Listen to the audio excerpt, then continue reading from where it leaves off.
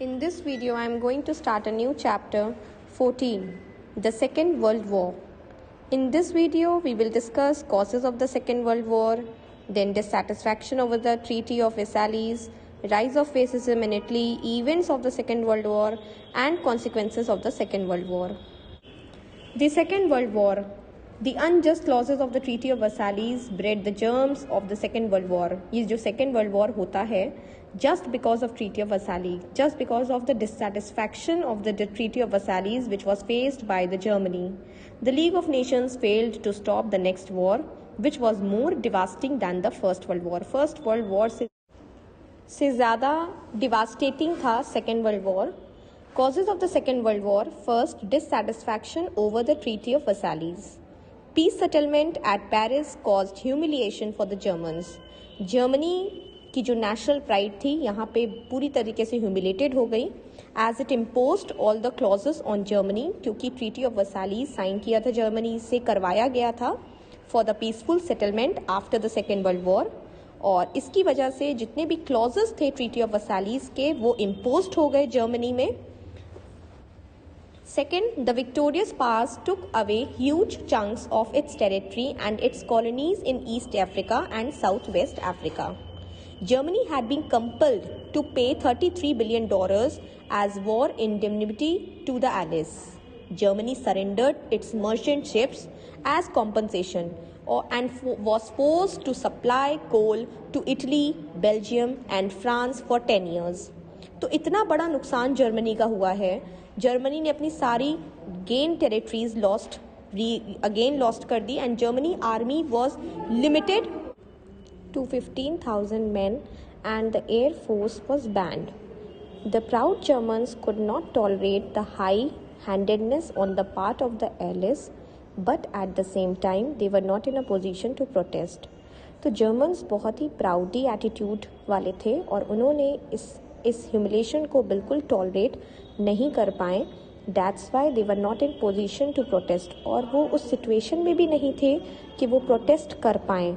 इसीलिए हिटलर बाद में जब अपनी गवर्नमेंट बनाता है जर्मनी में तो वो डिसाइड करता है कि उसको second world war broke out करना है. Rise of fascism in Italy. Italy helped the Allies in the First World War with men and money, but she did not gain anything after the war. So she suffered from the post-war, और war के बाद भी उसको economic problems like price rise, poverty, unemployment, hunger, ये सब problems face करना पड़ा Italy को. The existing democratic government of Gilotti could not solve these problems. Against this background, the fascists under Mussolini were allowed to form the government in Italy, and Mussolini also he was followed the Hitler, and that's why Mussolini believed in expansionist policy. Italy joined the Rome, Berlin, Tokyo axis along with the Germany and Japan, and now Italy attacked Abyssinia in Ethiopia and joined the Second World War. Third, Hitler's acts of regression. Hitler violated the clause of the Treaty of Versailles. Treaty of Versailles के जो rules थे, जो imposed थे Germany पे, Hitler ने उसका उल्लंघन किया and increased the military strength of Germany. In 1936, Hitler sent his troops in the demilitarized zone of the Rhineland. He next captured Vienna, the capital of Austria. Then he wanted to get back Sudetenland from Czechoslovakia, as most of the inhabitants living there were Germans. क्योंकि Germans वहाँ रहते थे तो वो चाहते थे कि Germans जहाँ जहाँ रहते हैं वो सब एक state बन जाए मिलके, who were forced to live there against their free will. But the president of Czechoslovakia, Beneš, did not want to hand over Czechoslovakia to Hitler. President जो थे ज़ेकोस्लोवाकिया के वो हिटलर को देना नहीं चाहते थे. The heads of 4 countries, Chamberlain, Daladier, Hitler, Mussolini, met at Munich on 29 September 1938. It was decided that Sudetenland would be handed over to Czechoslovakia. Hitler's troops captured Sudetenland on 5th October 1938. Later, rest of Czechoslovakia was captured without any reason. Policy of appeasement. Now, what is the policy of appeasement? This is very important. Appeasement was the policy followed by Britain and France. Appeasement meant to accept the demands of the aggressive powers. Aggressive powers जो चाहते हैं, like Japan, Italy and Germany, वो accept करना है, provided they were not to unreasonable, without any reason. Britain and France followed the policy of appeasement because of certain reasons.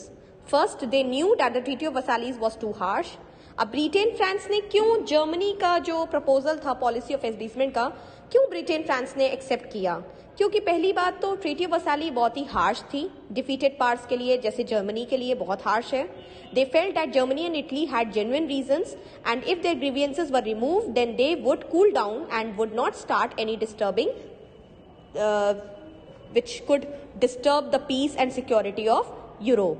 Third, both Britain and France wanted to avoid war. अब Britain France Germany के खिलाफ नहीं होना चाहते थे, war नहीं करना चाहते थे, अवॉइड कर रहे थे, इसीलिए उन्होंने सही समझा और उन्होंने सोचा कि जर्मनी के साथ क्यों ना हाथ मिला लिया जाए और पॉलिसी ऑफ अपीजमेंट कर लिया जाए.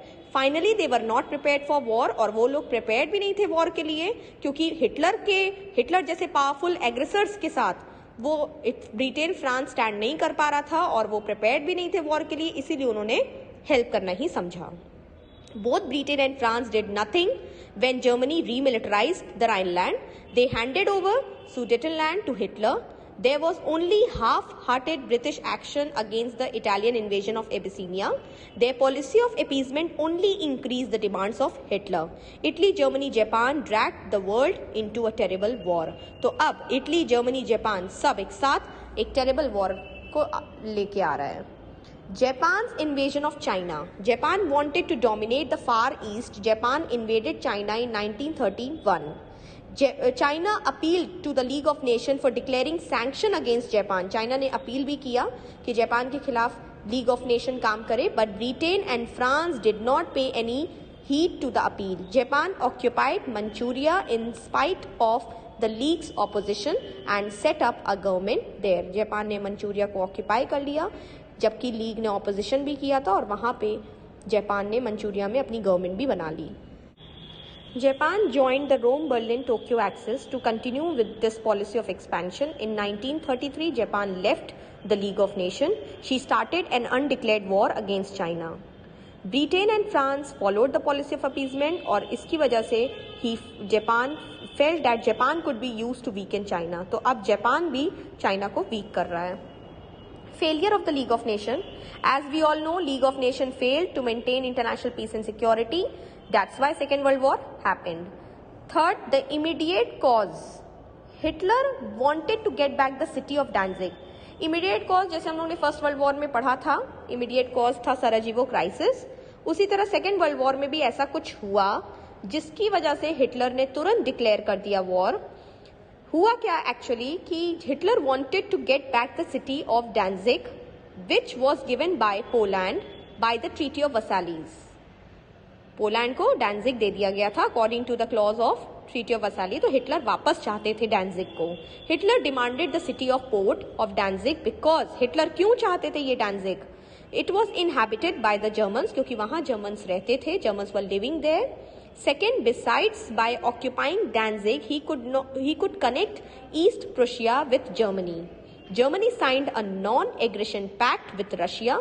Poland was accused of committing atrocities against the Germans living there.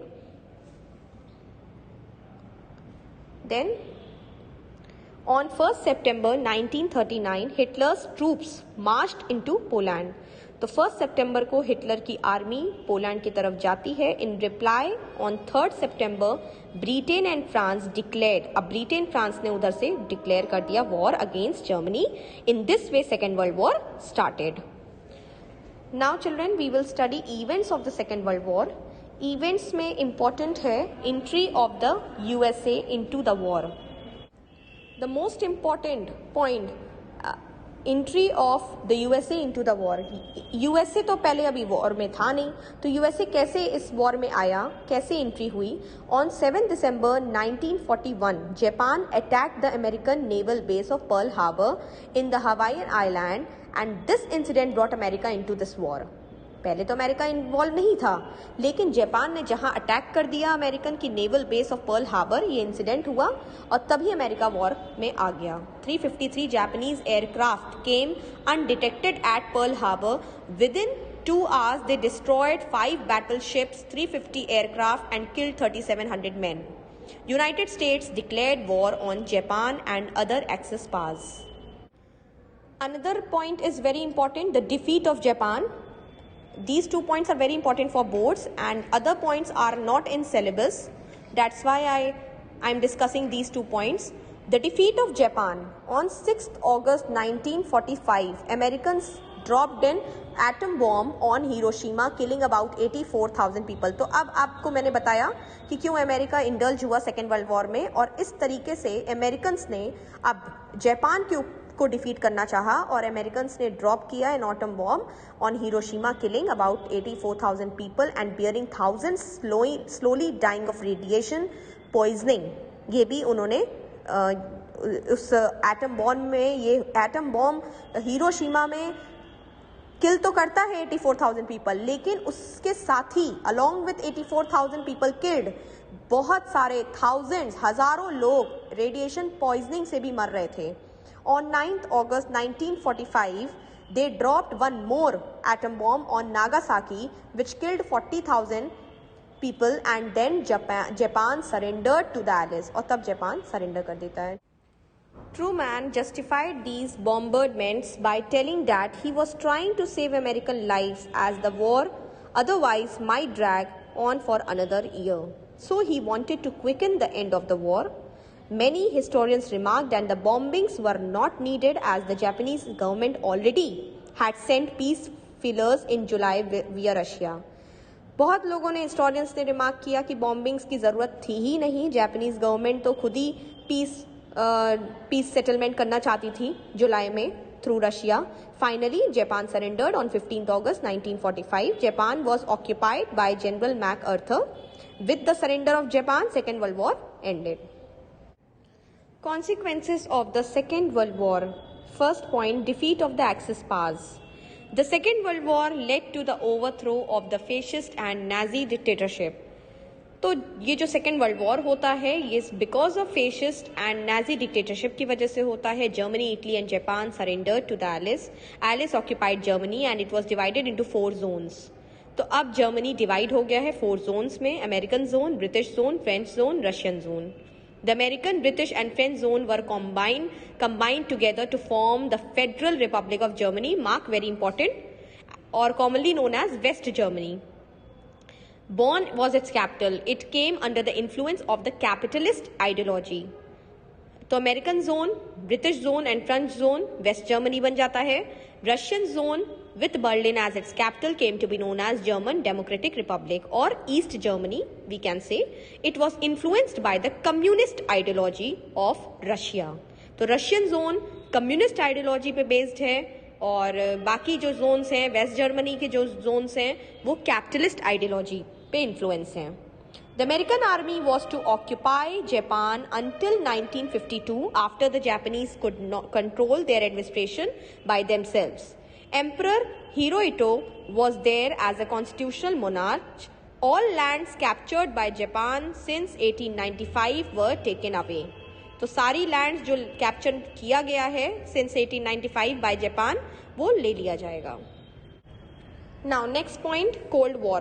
Yes, after the Second World War, traditional colonial powers of Europe like England, France, Italy, Germany, Spain and Portugal, इन लोगों की importance, इन लोगों की जो इन countries की जो importance थी, जो parts की इम्पोर्टेंस थी, ये तो वर्ल्ड में हट गई वर्ल्ड पॉलिटिक्स से. As they themselves became politically, economically, militarily weak. In their place अब इनकी जगह 2 सुपर पावर्स हैं. अब 2 सुपर पावर्स हैं, अमेरिका जो कैपिटलिस्ट कंट्री है और रशिया कम्युनिस्ट कंट्री है. अब यही वर्ल्ड में पावरफुल ब्लॉक्स हैं. इनके बीच में अभी डिफरेंसेस भी चल रहे हैं, एक तरफ रशिया और एक तरफ America. But this tension did not take the form of open alarmed crash. मतलब अब ये जो रशिया और अमेरिका के बीच में भी जो भी डिफरेंसेस हैं ये वॉर का रूप ना ले. इसीलिए politics of cold war we can say the world cold war was first devised by Bernard Baruch. This war is war of words. आप मेरी बात को समझिएगा please try to understand. Cold War is a Cold War means this is a war of words. ये war ऐसा है जिसमें कोई वेपन्स का यूज नहीं होगा, कोई बॉम्ब का यूज नहीं होगा, मास किलिंग नहीं होगी, सिर्फ ये बोलने से या अपने एक्शंस से शो करने पे, या ये मतलब वाणी के वॉर है ये। आप जैसे हम किसी को कुछ भला बुरा बोलते हैं, मुंह से लड़ाई करते हैं बोल के, तो उस तरीके का वॉर है ये कोल्ड वॉर, बिना किसी को चोट पहुंचाए। Cold war is an extreme form of political unfriendliness. हाँ, हम किसी के फ्रेंड नहीं हैं तो हम किसी के बुरे भी नहीं हैं, मतलब अनफ्रेंडलीनेस, आप किसी के फ्रेंड नहीं हो। यहाँ पे रशिया और अमेरिका, आज भी हम लोग जानते हैं रशिया अमेरिकन 2 पावरफुल ब्लॉक्स हैं। रशियन अमेरिकन में अभी भी कंपटीशन है, अभी भी डिफरेंसेस हैं आज भी, और ये अनफ्रेंडलीनेस नेचर अभी तक चला आ रहा है तब से। तो अनफ्रेंडलीनेस है, ये फ्रेंड नहीं है अमेरिकन और Russia. It was neither a condition of peace nor a condition of war. तो मतलब ना अमेरिका और रशिया एक दूसरे से लड़ेंगे और ना हम ये कह सकते हैं कि पीस है। तो ना पीस है ना कंडीशन ऑफ वॉर है, वॉर जैसी कंडीशन नहीं आएगी, ये होता है cold war. Thus bipolarism developed in international politics, meaning emergence of capitalist bloc and the communist bloc. Each bloc tried to form military alliances with different countries of the world, as for example NATO. NATO means North Atlantic Treaty Organization. This is very important. North Atlantic Treaty Organization was formed between USA and many West European countries like Canada, Britain, France, Belgium, Holland, Luxembourg, Iceland and Portugal. To strengthen its position, Soviet Union and the socialist countries of East Europe like Poland, Hungary, Bulgaria, Romania and Czechoslovakia formed the Warsaw Pact. तो अपनी position को बनाने के लिए, बरकरार रखने के लिए Warsaw Pact socialist countries of East Europe ने साइन किया. Cold war led to various proxy wars. Cold war से छोटे छोटे वॉर्स भी हुए हैं कि थर्ड वर्ल्ड वॉर ना हो इसलिए. तो Korean war, Cuban missile crisis, Vietnam war, Congo war, ये छोटे छोटे वॉर हैं. The Russian leader Michael Gorbachev's liberal policies of glasnost and perestroika contributed to a large extent to relieve the world of the Cold War tension. तो ये जो cold war tension है world को relieve करने में, मतलब कि रिलीफ देने में इस रशियन लीडर ने बहुत हेल्प करी है अपनी लिबरल पॉलिसीज के through. The Warsaw pact got dissolve. अब वॉर्सो पैक्ट भी खत्म हो गया इन जुलाई 1991 और अब सोवियत यूनियन जो यहाँ पे वेस्ट यूरोपियन कंट्रीज ने यहाँ पे सोवियत यूनियन भी बनाया था ऊपर ये वॉर्सो पैक्ट के थ्रू, ये भी कोलैप्स्ड हो गया इन दिसंबर 1991. नाउ अब आता है birth of United Nations UNO जो कि अभी भी काम कर रहा है. After the second world war was over people wanted a peaceful world devoid of any devastating war. तो एक ऐसा ऑर्गेनाइजेशन बने जो अब वॉर ना होने दे. Churchill, the British Prime Minister, Stalin, the Russian, and Roosevelt, the American President, met at Yalta Conference in February 1945, and they decided to hold a conference again at San Francisco to finalize the Charter of the United Nations. Thus, United Nations emerged as a world peacekeeping body, जो world को peacefully maintain करेगी. किसी भी countries में war ऐसे कोई declare नहीं कर देगा. On 24th October 1945, United Nations set up. Any peace-loving country ready to obey the UN Charter and can be the member of the UNA. Now here the chapter is end. In the next video, I'll discuss question answers. Thank you.